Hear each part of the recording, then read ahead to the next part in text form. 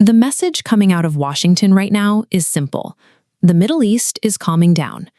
In recent Senate testimony, Senator Marco Rubio explicitly claimed the conflict was effectively over, stating that the opposing forces were completely annihilated.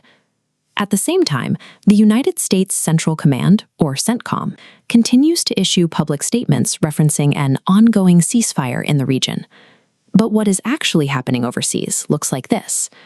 Right now, Patriot surface-to-air missile batteries are actively intercepting incoming Iranian ballistic missiles over Kuwait. And while the night sky lights up with artillery, top oil executives are quietly sounding the alarm about an imminent global energy shock. The public is being sold a story of stability, while a rapidly escalating regional conflict threatens to send a shockwave straight through the global economy. The timeline of this escalation begins on April 13th, when the U.S. military implemented a broad maritime blockade against Iranian ports. The situation broke down on June 2nd, when the crew of the MT Lexi ignored repeated warnings.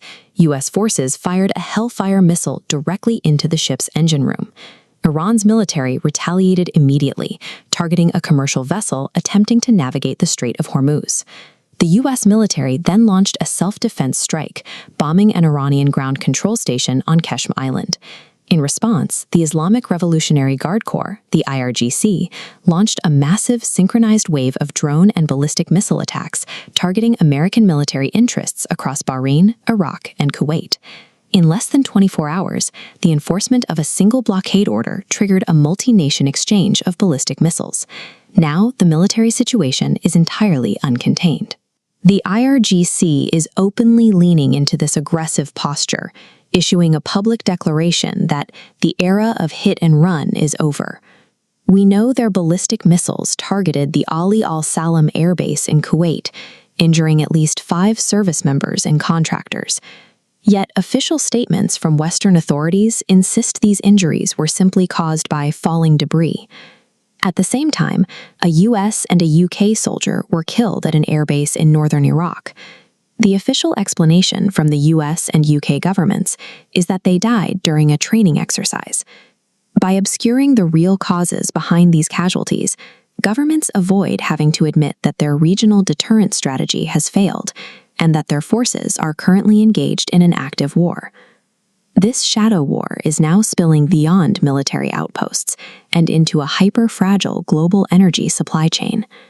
This chart visualizes global oil inventories. Total reserves are plummeting, dropping well below the critical 6.8 billion barrel crisis threshold. Normally, Western nations release strategic petroleum reserves to cushion the blow, but those are heavily drained, leaving the market exposed to geopolitical shock.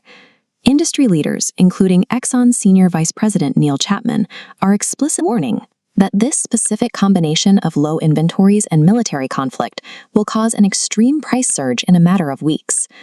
Because of demand destruction, financial models show crude oil costs shooting to anywhere from $150 to $200 a barrel. The political illusion of a ceasefire ends at the pump. When the average citizen is paying $6 or $7 a gallon, they'll be feeling the very real cost of a war the government refuses to acknowledge.